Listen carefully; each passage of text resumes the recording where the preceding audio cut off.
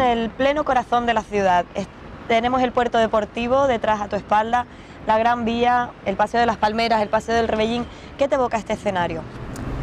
Pues esto es el centro, que decimos los de Ceuta.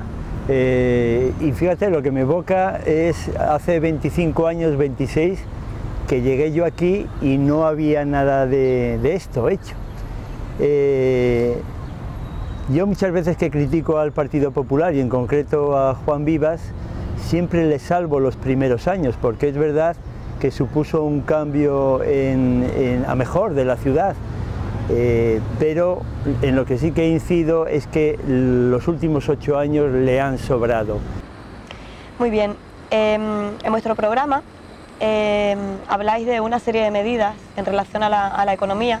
No podemos olvidar que estamos en la ciudad con más desempleo de España. Vosotros habláis además de, lo decís textualmente, la lacra del desempleo, especialmente el juvenil. Y planteáis varias medidas, entre las que están la digitalización de las empresas, celebrar ferias, que Ceuta se convierta en un referente de las ferias y exposiciones. Y habláis también de emprendimiento joven, de revitalizar y recuperar las zonas comerciales. ¿Cómo pensáis hacer todo este plan de reactivación económica? Ninguna de esas medidas, fíjate lo que te digo, va a terminar con el desempleo en Ceuta. Pero todas ellas juntas pueden suponer una mejora de la situación en la que estamos. No solo somos la ciudad de España con mayor índice de desempleo, somos la segunda región de Europa con mayor índice de desempleo. Nosotros lo que queremos con esa serie de medidas es relanzar la actividad económica en nuestra ciudad. Cuando tengamos actividad económica, estoy seguro que el desempleo por él mismo empezará a reducirse y esperemos que desaparezca. Es un objetivo porque el desempleo también trae otras cosas, trae pobreza, trae marginalidad. ¿Y tenéis alguna medida concreta para conseguir mitigar un poco el desempleo, o son todo medidas que sumando son medidas como echar un poco balones fuera, ¿no? Que las empresas se encarguen de generar empleo, o también desde el ayuntamiento vais a tener algún plan específico para generar empleo? Las empresas son las que generan el empleo de verdad. La administración tiene su finalidad, pero aquí se ha usado artificialmente para generar un empleo sin ningún contenido. Un empleo prestado y que hay que agradecer. Además, nuestro planteamiento es que toda esa serie de medidas relancen la economía y permitan reducir los índices de empleo. Medidas estrella, nosotros lo que pretendemos es partir en primer lugar de lo que tenemos, por eso hablamos de relanzar, reactivar las áreas comerciales económicas que tenemos en la ciudad. Tenemos el poblado marinero, tenemos los mercados, no solo el central. ¿Pero alguna medida concreta? Por ejemplo, algún ejemplo concreto para que la gente diga, así lo van a hacer. Pues mira, nosotros lo primero que queremos es que la administración deje de ser un obstáculo para el emprendedor y sea una aliada. Lo que no puede ser es que se cree una empresa en 3 semanas y se tarde 5 meses en tener una licencia de apertura. Nosotros no rechazamos la inversión pública y es una palanca, sobre todo a los niveles en los que estamos, de desempleo, es una palanca importante y muy inmediata para generar empleo. No es empleo de administración, es empleo de inversión. Y en Ceuta la necesidad de obra pública es más que evidente. Esa es una de las primeras medidas que pensamos poner en marcha, porque además está en nuestras manos. Habláis también de una reforma del sistema impositivo, reducir impuestos, ¿no? Para que todos nos entendamos. ¿Qué supondría esto para las arcas públicas? ¿Cómo conseguiría la administración generar hacienda pública? Nosotros, cuando hablamos de reforma impositiva, no solo hablamos de bajada de impuestos, que también. El IPSI, y eso es algo que todo el mundo desde hace años coincide, tiene unos efectos negativos, indeseados. Estos efectos hay que plantearlos en el Ministerio de Hacienda para que se introduzcan las medidas correctoras necesarias. Es lo que llaman el IPSI en cascada, el no retorno, el problema para la devolución de stock a la península.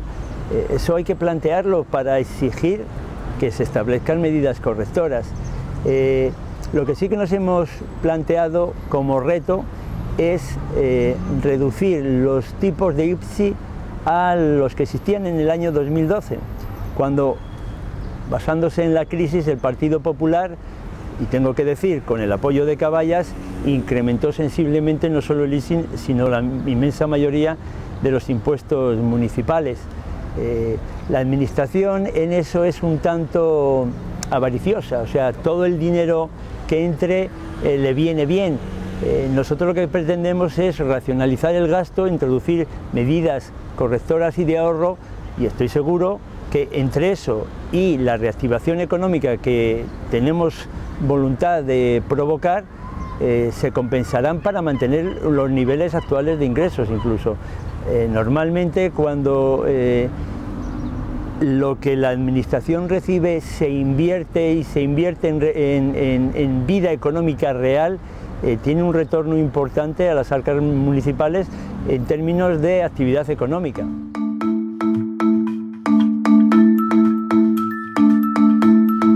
Bueno, Javier, estamos frente a las murallas reales. ¿Qué te evoca este sitio en cuanto a convivencia?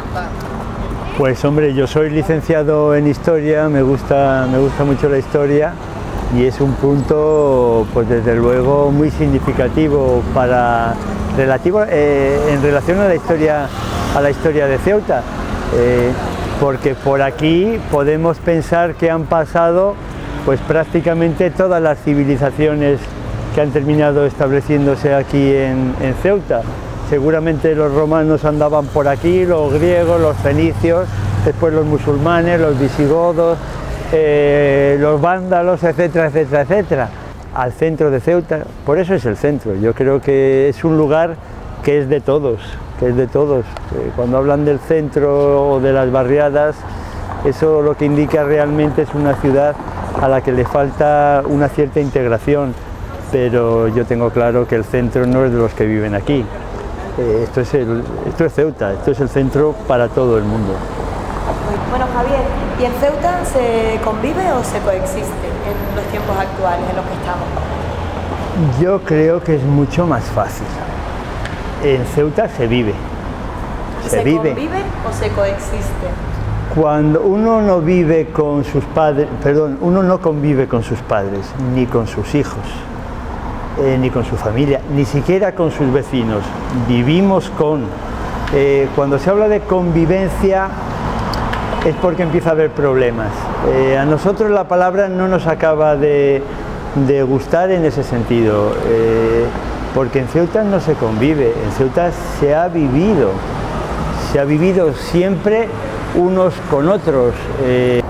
A mí no me gusta el término convivencia, mucho menos los otros, y me gusta mantener la normalidad.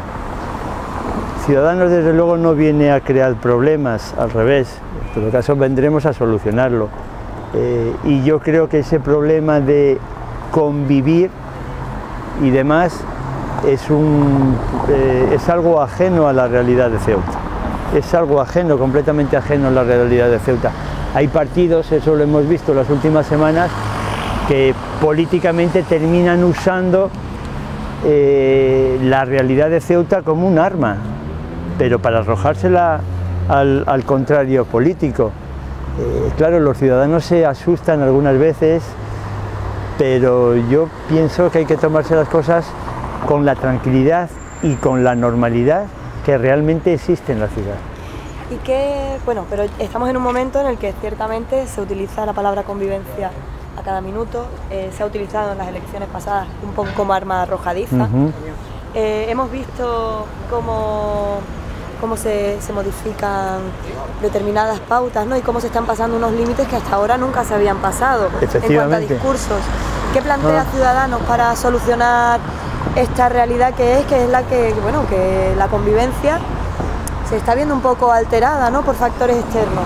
Por factores externos, insisto, se quiere negar la realidad y normalidad de Ceuta, porque cuando se habla de convivencia, ¿quién convive? Dices, hombre, conviven los musulmanes ¿con quién? Con los cristianos. ¿Yo qué llevo en la frente? ¿Yo qué soy? Yo soy cristiano ¿quién dice que yo soy cristiano? ¿Yo soy musulmán? ¿Quién dice que soy o no soy musulmán? Se empieza poniendo etiquetas a las personas, agrupándolas en colectivos como si el colectivo fuese homogéneo, unos u otros, y quien hace eso termina decidiendo quién es un buen o un mal musulmán o quién es un buen o un mal ceutí. Nosotros lo que hablamos es de ciudadanos, que es lo que somos unos y otros. ¿Tenéis alguna, perdona que te interrumpa, sí, sí. ¿Tenéis alguna propuesta para mantener la convivencia o creéis que no hace falta?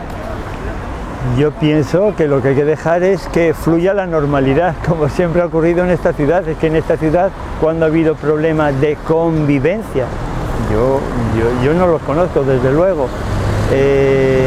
Insisto, hablar de convivencia es hablar de colectivos. Hablar de colectivos es hablar de alguien que te califica en un sitio o en otro. Mira, hace ya siglos, eso fue un logro del liberalismo, quien consiguió los derechos fue el individuo. El individuo es el titular de los derechos, de los deberes y de las libertades, no los colectivos. Entonces, en ese sentido, todos somos iguales, todos tenemos los mismos derechos, todos tenemos los mismos deberes. Ya digo, es que yo me niego a que me incluyan o que alguien además ajeno, que no soy yo, me califique dentro de un colectivo, como si el pertenecer a ese colectivo implicase pensar de una determinada manera. Me niego porque además no es la realidad. Insisto, los individuos, los ciudadanos somos los que tenemos los derechos, los deberes y los que disfrutamos de las libertades que nuestra Constitución y nuestro país nos ofrecen.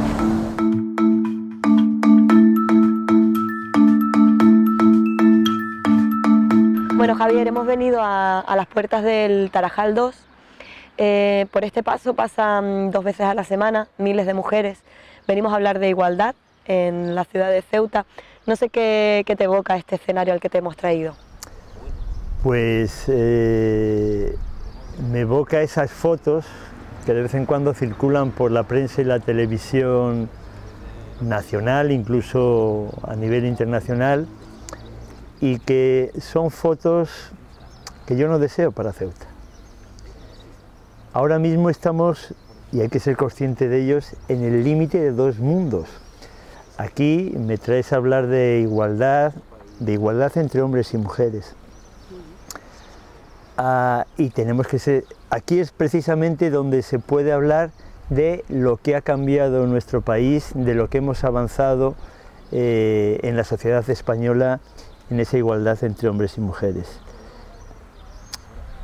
Ahí empieza otro mundo, no solo otro país, en el que también se está avanzando, pero desde luego están muy lejos del punto en el que nos encontramos afortunadamente en España. Esto nunca es consuelo para contentarse con lo que hemos conseguido. Evidentemente es un terreno en el que hay que seguir avanzando. Este último año, Ciudadanos, lo que a raíz de la manifestación del 8 de marzo, lo que sacó fue ese concepto del feminismo liberal, en el que yo quiero insistir. Porque el feminismo del siglo XXI no puede ser el mismo feminismo del siglo XX, del siglo pasado. Precisamente porque la sociedad española no es la misma. No nos conformamos con el punto al que hemos llegado, pero valoramos lo que tenemos. Y si no, no hay más que mirar lo que hay al otro lado, bien cerquita. El feminismo, la igualdad entre hombres y mujeres, no puede ser exclusivo de nadie. Y hay partidos que terminan convirtiéndolo en un arma política que usan contra el de enfrente, porque se atribuyen una exclusividad en algo en lo que afortunadamente en nuestro país todos los partidos políticos, de un lado a otro, coincidimos. No hay discrepancias en temas de igualdad de hombres y mujeres. En algún detalle puede haber diferencia entre el Partido Popular o entre Podemos, ¿me entiendes? Pero son diferencias de matiz y tenemos que valorar, yo creo, esa coincidencia. Eso es una política de Estado. Existe un pacto nacional contra la violencia de género y prácticamente todos los partidos, recuerdo que solo uno se quedó fuera y otra vez fue por cuestiones de matiz. Yo creo que en lo fundamental estamos de acuerdo, estamos todos a lo mismo y todos queremos lo mismo, esa igualdad efectiva entre hombres y mujeres. En vuestro programa no he visto ningún apartado destinado específicamente a la igualdad de género.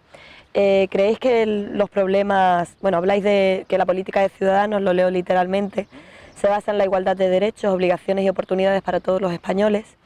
Pero, como he dicho, no tenéis ningún apartado específico sobre igualdad de género. ¿No creéis que existan las desigualdades como la brecha salarial o la violencia machista, o que los poderes públicos deben interceder para eliminar pues los techos de cristal, incentivar que las mujeres la corresponsabilidad familiar, que los hombres se ocupen más de esa paternidad responsable? Tenemos por delante unas elecciones municipales, entonces, claro, no puedes terminar haciendo un programa de esos de 50, 60 páginas. Ciudadanos fue el que empezó a nivel nacional a exigir que se prorrogase el permiso de paternidad. El hacer que el permiso de paternidad sea igual que el de maternidad es avanzar en la cuestión de conciliación y en la cuestión de igualdad entre hombres y mujeres en el trabajo. Cuando un empresario no se va a terminar planteando si contrata a una mujer o a un hombre, porque claro, la mujer puede quedarse embarazada.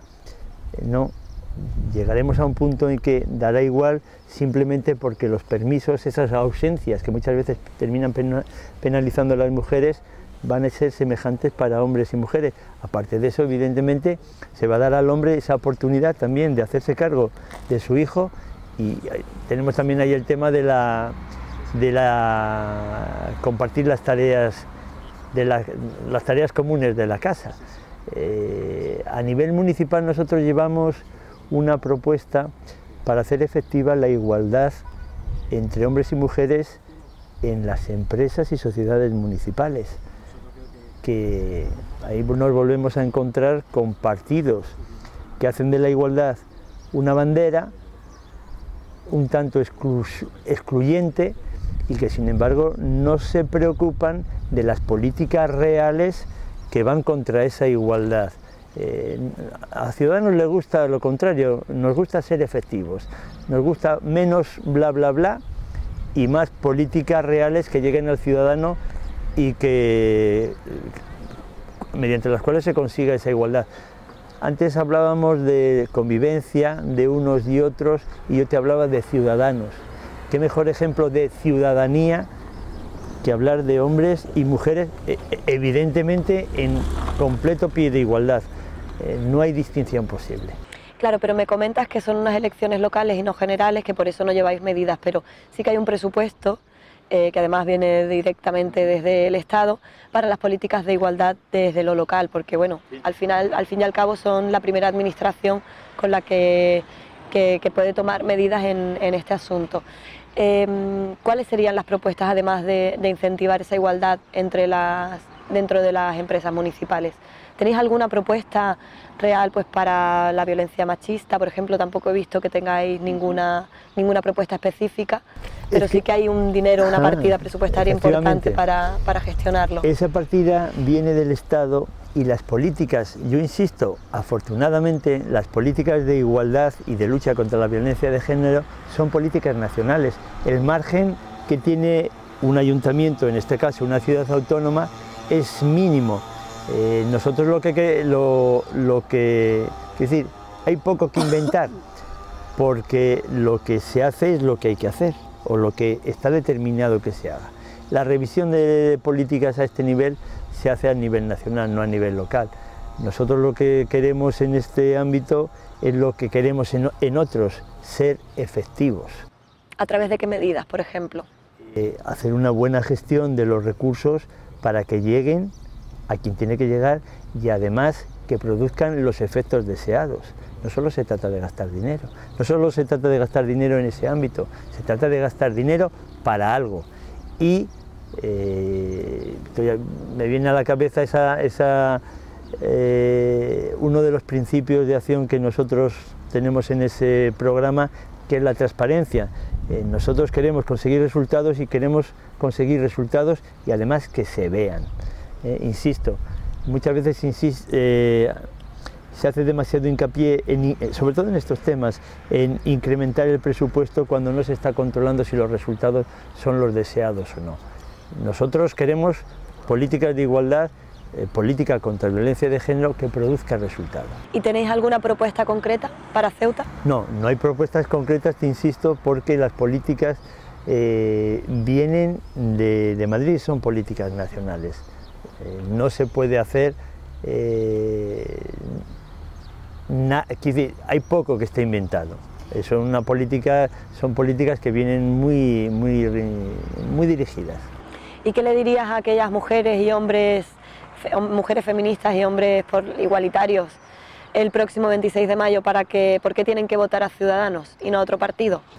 Porque Ciudadanos lo que tiene por bandera, insisto, es ese feminismo del siglo XXI, y lo que tiene por bandera es políticas que consiguen resultados, que es lo que creo yo, vamos, no creo, estoy seguro, es lo que pretendemos todos, es lo que da razón a un presupuesto dirigido, en el caso concreto de violencia de género, que desde luego es un auténtico problema social con el que Ciudadanos, insisto, como los demás partidos, creo que estamos comprometidos, y nuestro compromiso particular es, si está en nuestras manos, ser lo más efectivo posible, porque eso es lo que se pretende.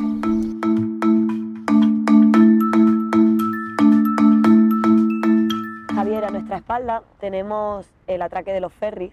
Hace tan solo unos días escuchábamos en los medios de comunicación cómo dos chavales habían intentado colarse, uno vestido de pasaje y el otro con un neopreno. ¿Qué te evoca a ti este escenario al que hemos venido? Bueno, este es el punto de partida para muchos inmigrantes, y es el punto en el que se reúnen precisamente para hacer auténticas locuras que a los primeros que ponen en riesgo es a ellos mismos. Estamos hablando de inmigrantes mayores de edad y estamos hablando también de muchachos, de chavales. Ese es el problema, esa es la realidad más que problema.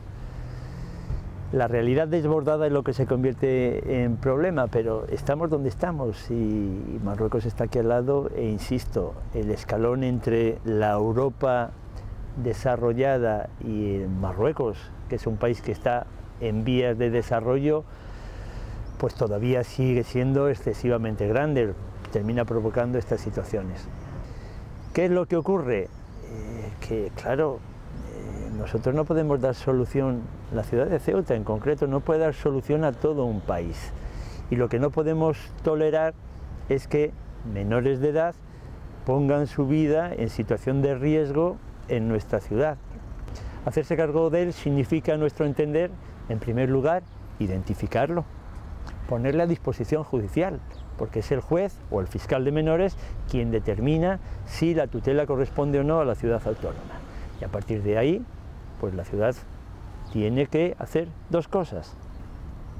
Por un lado, gestionar la situación y, en el caso de que el menor sea un menor efectivamente no acompañado, que no tenga familia, que esté en situación de desamparo, pues tiene que dotarle, porque es nuestra obligación, tiene que dotarle de los medios materiales y educativos que conlleva esa tutela que realmente se ejerce sobre estos menores. Lo que es incomprensible, y yo creo que eso los ciudadanos tampoco lo entienden, es que menores acogidos, voy a prescindir si están o no en situación de desamparo, si tienen o no tienen familia realmente, pero si están acogidos en un centro que sabemos que no es una cárcel, lo que no pueden hacer tampoco es estar por la ciudad a su aire, en horario escolar, cuando deberían estar en un colegio y mucho menos en horario nocturno. Estos niños están tutelados por la ciudad autónoma, entonces la ciudad autónoma es del todo responsable y tiene que adoptar las medidas necesarias para, si están tutelados, tienen que estar en el centro en una situación de realmente de amparo. No se puede sustituir una situación de desamparo por otra. ¿Abogáis por la escolarización de esos menores que están en nuestra ciudad? Solo se puede escolarizar a los menores que están bajo la tutela de la ciudad autónoma. Es que esos son los MENA. Tengan o no tengan familia, que ya digo que eso es otra cuestión. Eso es gestionar, digamos, su retorno a su familia y a su país. Es que lo que causa un mayor problema en nuestra ciudad son esos menores marroquíes que no están sometidos a la tutela de la ciudad. Hay una gran sensación de inseguridad en cierta parte de la población local que ve a los menores como el hombre del saco y como culpables de todos los males que pasan en Ceuta. Esa sensación de inseguridad no se corresponde con las cifras oficiales de Policía Nacional, de delitos y demás. ¿Qué crees que debe hacer la ciudad, el ayuntamiento, por impedir esta sensación de inseguridad que tienen algunas personas para acabar con ella? Bueno, hay sensación de inseguridad y también hay realidades de inseguridad. La ciudad lo que tiene que hacer es ejercer, a nuestro entender, con todo el rigor, esa competencia que tiene de tutelar a los menores. Aquí no puede haber ningún menor desamparado y empezamos. Lo que no puede haber es niños en los techos de las gasolineras, de la estación marítima, en escombreras, en los espigones. Eso es lo que no se puede permitir. Si aquí hay menores, hay que hacerse cargo de ellos. Evidentemente, si no quieren voluntariamente, habrá que actuar con la fuerza y el respaldo de la Fiscalía de Menores y del juez de menores, pero lo que no se puede permitir es que realicen esas actividades ya no ilegales, sino de riesgos para ellos mismos. Y luego vamos a ver niños que están en la calle, viviendo en la calle, durmiendo en la calle, pues claro, están abocados al robo. Pues, ¿de dónde van a sacar los recursos para vivir, para alimentarse? La situación genera problemas y estos problemas se solucionan cambiando la situación.